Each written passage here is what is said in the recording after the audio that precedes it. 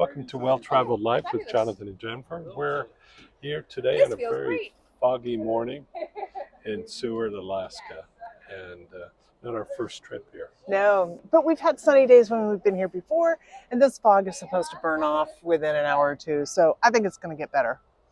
And we're sure hoping it's going to burn off, because we're hoping to board a helicopter to have an opportunity to do some mushing with On top of a glacier, mushing with dog dogs. mushing. And we've heard good things about it, and they're saying it's going to clear off by 11. Tour that we're using, we booked this privately, and it's Turning Heads Kennel and Seward Helicopters. They contacted us this morning and said, hey, the fog's pretty thick. We're not going to be able to leave at your scheduled time. Let's see about rescheduling. And we've been in touch with them, and they have rescheduled us, and we're really great. They said, let's try for the next flight at 10:20. And if that one doesn't work, then we'll try the 11:20.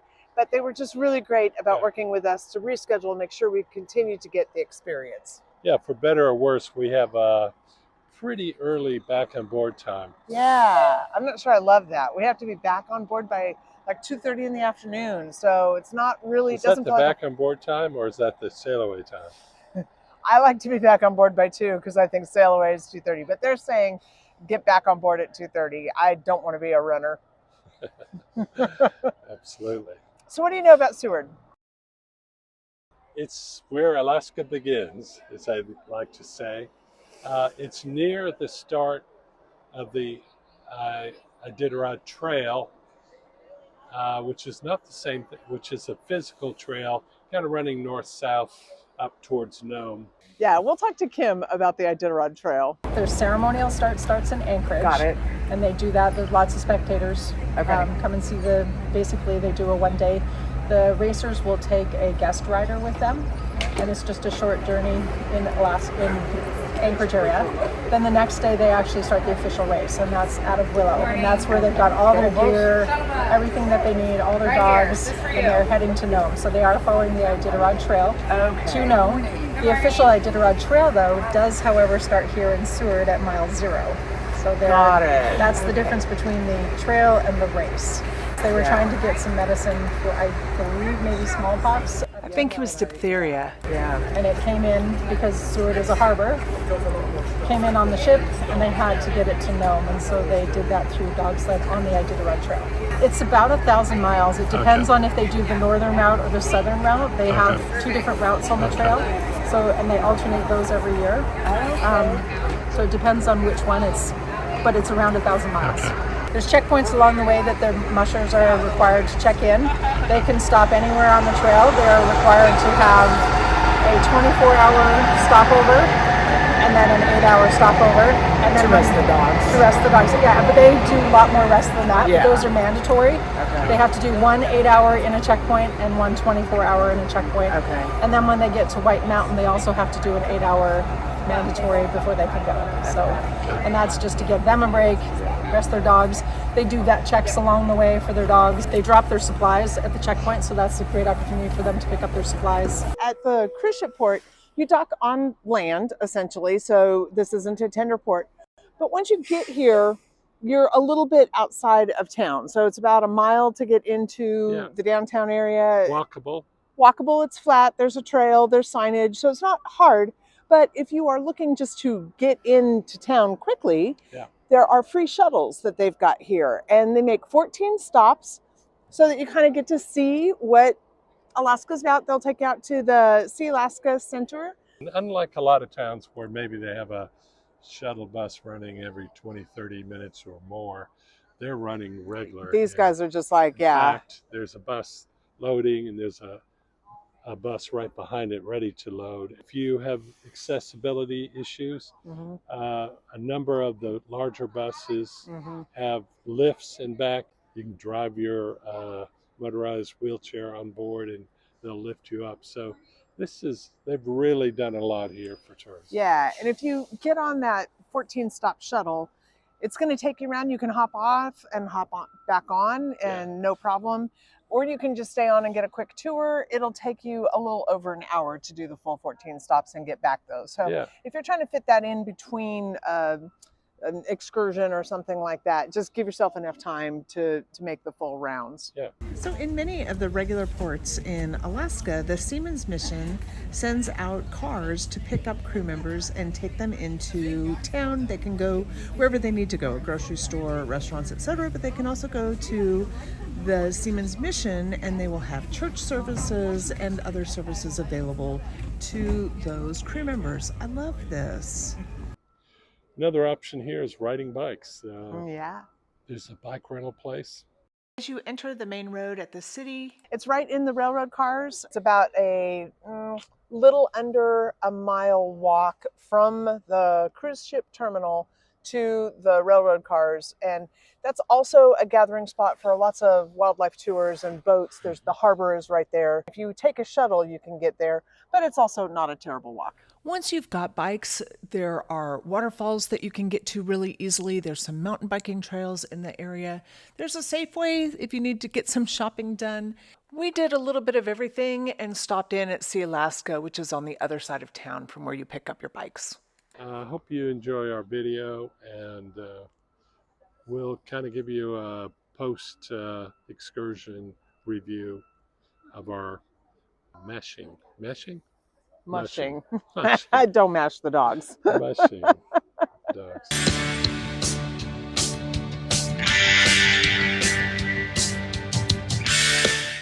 As the hours wore on, we were being patient for that fog to clear, but it was socked in pretty hard. As the fog is beginning to burn off, we see mountains in the distance, which makes you realize this is why you don't take off in a helicopter if you can't see what's ahead of you. Fortunately, those peekaboo blues were just what we needed. They sent a car, picked us up, and we were on our way to the airport. Unfortunately, back out at the airport, it was foggy again, so we had a little bit of a wait there, but that gave us time to get outfitted and have our safety briefing. We are at the airport and we are getting enough visibility to get up in the air. At least that's what we're hearing. They will outfit you with boots for the tour because you're going to be going up on the glacier and walking around. You will get weighed before you get on the plane, and they'll ask you to include all of the belongings that you're going to bring on the plane. The helicopter doesn't have room for bags, etc. So you kind of have to be specific about the gear that you want to bring with you, leave your bags behind, and make sure you're under the weight limits. I think for this one it was a 250-pound weight limit, so we didn't have any problem there, and that includes all of your gear, the boots, etc. We're about to fly up to a glacier. We were all kind of geared up for cold weather on the glaciers, but the truth is, once we got up there, it was just beautiful, and it was sunny.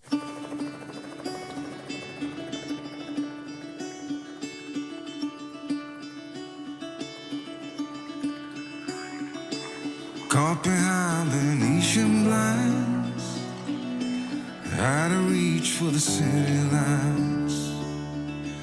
This ain't where I belong. Hey, look at me, man, what I've become. I've been running east, looking for a sunset, digging deep since 99. What I thought was gone was sitting in my pocket in plain sight all along. I think it's time for me to go, burn all bridges. All I know, I got lost along the way, fell between the foam, pulling stitches. Time to let go, so come what may.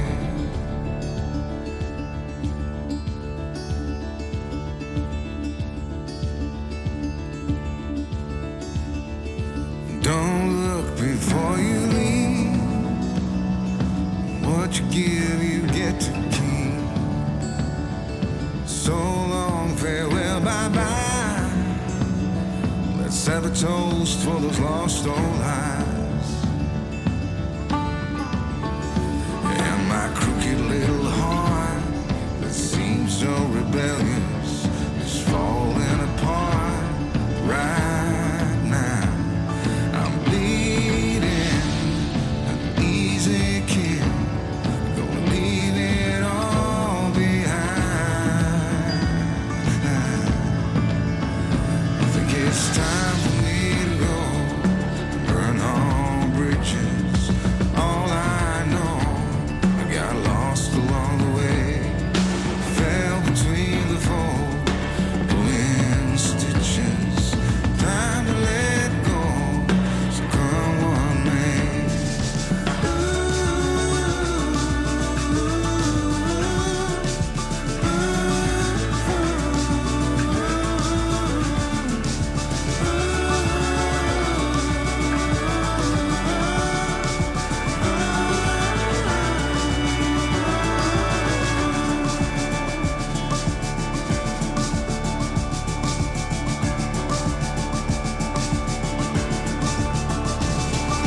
Caught behind Elysian lines, out of reach for the city lights.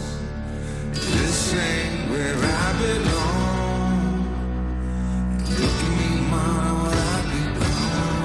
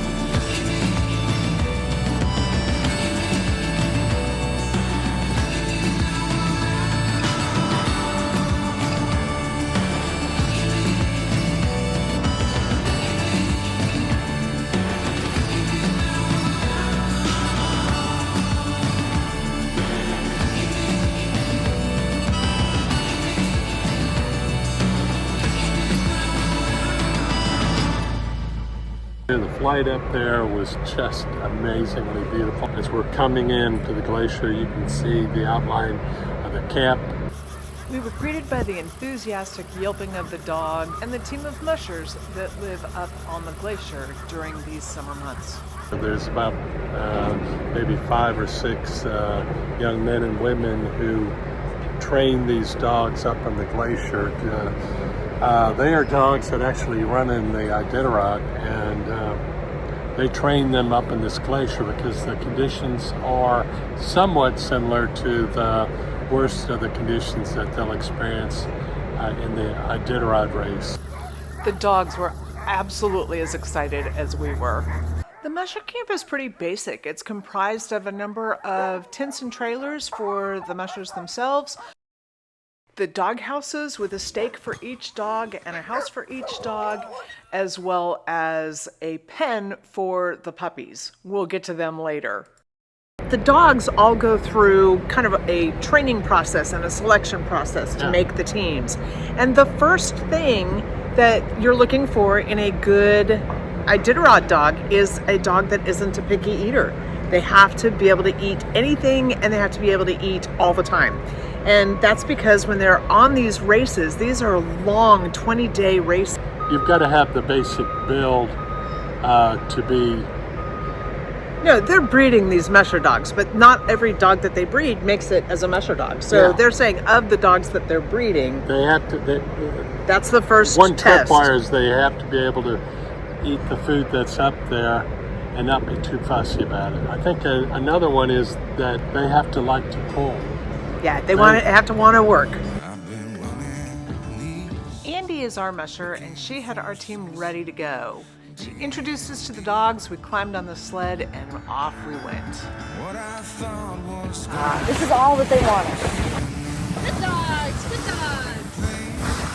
And you know, we got up there, the team that we drove with, that was their first run of the day. So they're up there 24/7. They've got little dog houses perched like a sea, you know, a house along the ocean. They're on little legs, so they're off the ground. I'm sure they have straw and stuff in there, but they were getting ready to do their first run. They were already hooked up to the sled, and the excitement, you know, the dogs are all clamoring and barking and just they're bouncing up and down. They are ready to go. During the ride, we got a chance to talk to Andy and ask a little bit about the dogs, life as a musher, and the camp. I did grow up in Alaska. Okay. So I was really used to being around sled dogs. Sure. And kind of, you have a musher sled and they'll let you like jump on the back of the sled once you fly. So I go to college in Montana, and last summer I was in California for most of the summer. I was like, I just need to go home, you know, I'm done with the hot weather. I'm done with all like millions of people. On our time, we had one dog that just seemed to be running at a slant. He was sideways. He's like a good puller and there's nothing that's an issue with him. He's just kind of has an interesting run. He's also only 2, so he's young, so he might figure out later on. Come on, Booch, up, let's go, up. Come on, guys, up. There is no time for potty stops along the track. These guys are used to pooping on the go. Easy, whoa. Good dogs. During our ride, we took a number of short breaks, which gave us a chance to get to know the team a little bit and gave them a bit of a rest. Georgia is the black dog, and then Jitterbug is the guy in the yellow harness. And they team up to lead to kind of take some of the stress off of them. Georgia, I think, is 3. So she is doing awesome. It's really a really sensible dog. Jitterbug is 8. He's my mentor. He's got it. He knows what's up. What I thought was gone was sitting there. Behind them we have Yoda, the black one. Yoda is 2. She's a really good dog, but yeah, I wouldn't put her in lead. Put her with she's so tough. Next to her is Daisy. You might notice Daisy looks a little bit funky. Yeah.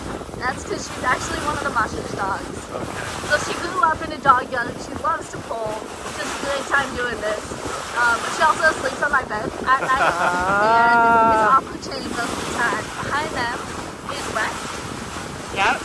Rex is a super fantastic dog. He's on the Iditarod 2 or 3 times leads the way in the Iditarod pretty often. Wow. He's just one that sometimes he wants to pet him, but most of the time he likes to leave me alone and let me pull a sled. Yeah. That's what I'm good at. I'm a working dog. Yeah, exactly.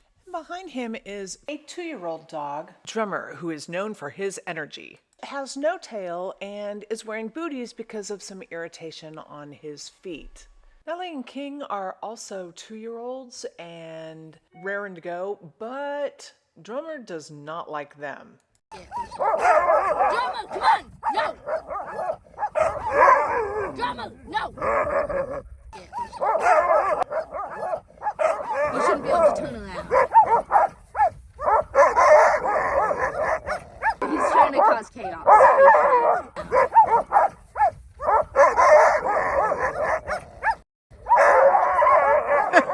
A little bit of the reason he's running solo, he can only be run with the 2 guys in the back. So his brother, Fudge, which is just so easy going.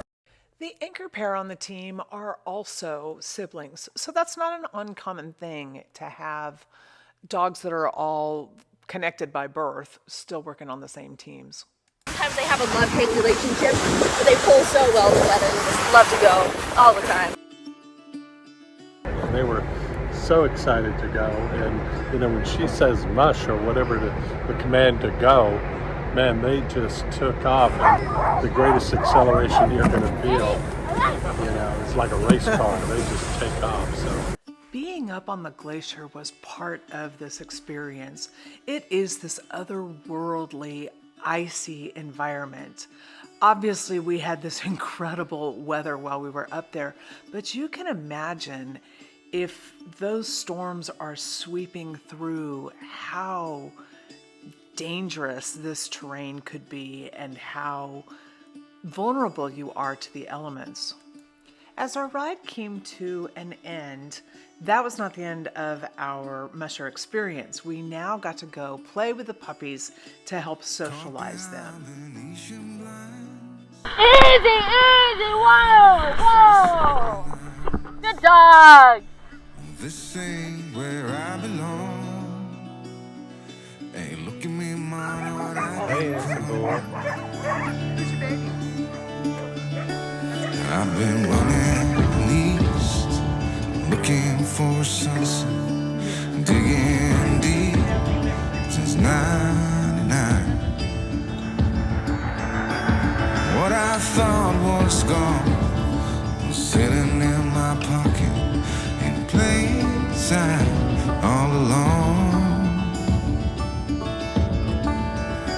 I think it's time for me to go, burn all bridges.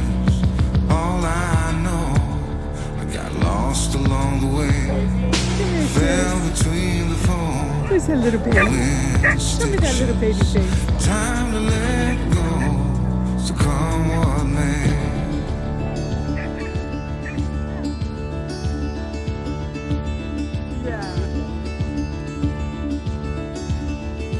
Don't look before you leave. What you give, you get to keep. So long, farewell, bye-bye.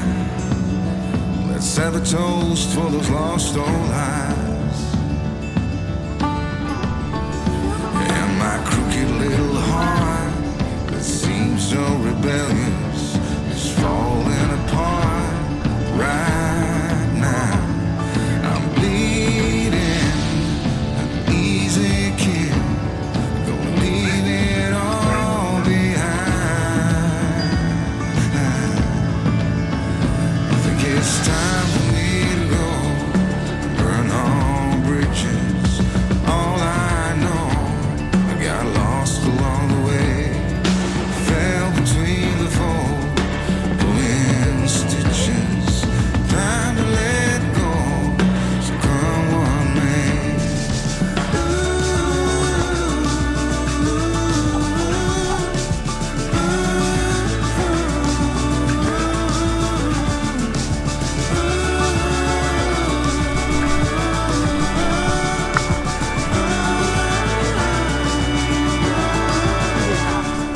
There was a beautiful dog there, and it was a no-nonsense working kind of breed of a dog, but our driver mentioned that dog. But the dog was a failure as a musher. Yeah, it didn't like to be harnessed. Alas, it was time to leave the puppies and head back to the helicopter for our ride back. The weather remained clear all the way into the city of Seward. But you could tell that as the evening and late afternoon was coming, that fog was going to roll back in.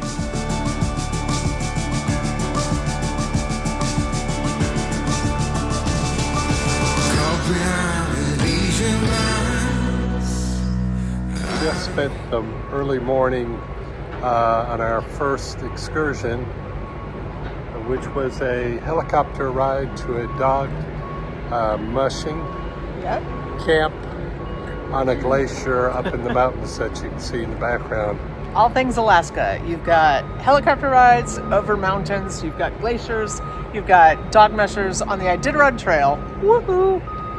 We woke up very early this morning to get off the ship, and I have to say at that time I had some serious doubts about whether we would be able to fly anywhere in a helicopter, because we were really socked in with heavy fog, and literally we could not see anything around us. Yeah. There were no mountains visible. You just couldn't see, more than 100 or so feet in front of you.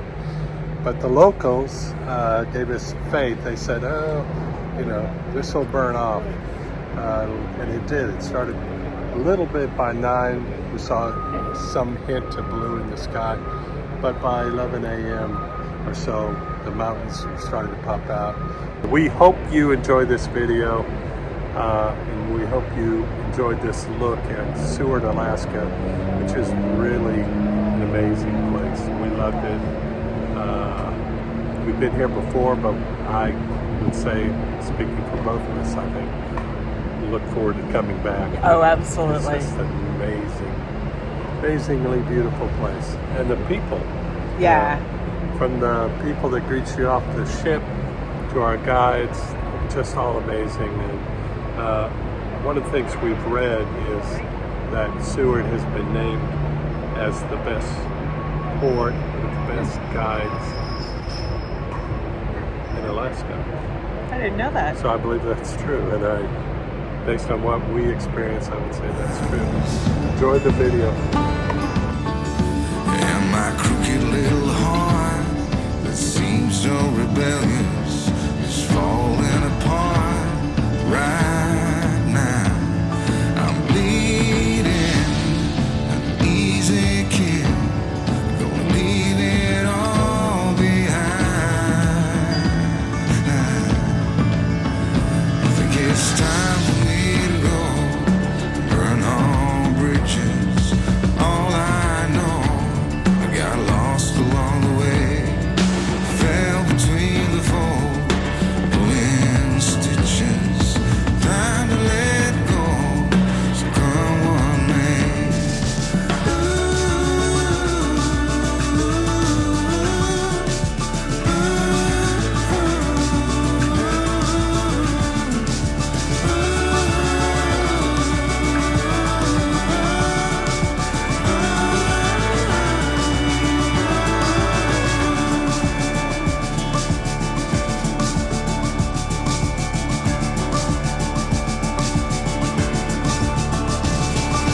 Caught behind Elysian lines, out of reach for the city lights. This ain't where I belong. Look at me, mama, what I've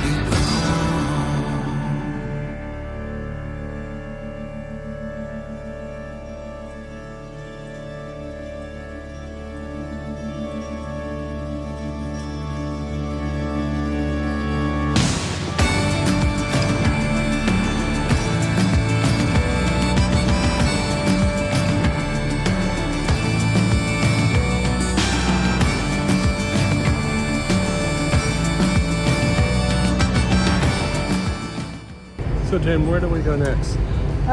If you've been watching us, you know we love Alaska. We have an entire series on the state.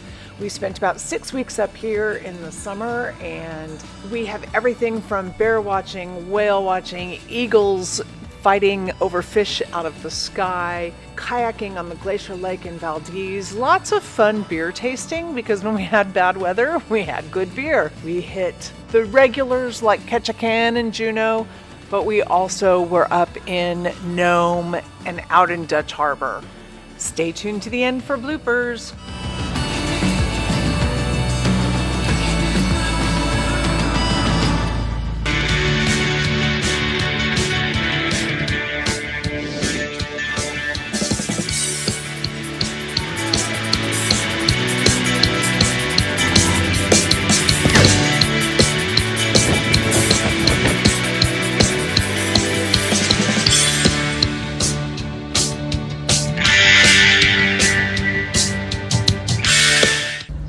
For my brother Jeremy in honor of the Xavier Rudd concert entertainment we had. The large portion of the trail. Sorry. I got like a little bird in my head or something. Okay. Yeah. We're not far from the town of Whittier. And so sometimes ships stop there rather than here. But the weather is better here, as they like to say. Oh, if And you so- haven't heard the saying. We're not going to say it. Some say it's prettier in Whittier. No, they say it's prettier in Seward. Some say it's prettier in Whittier. A few people have said that.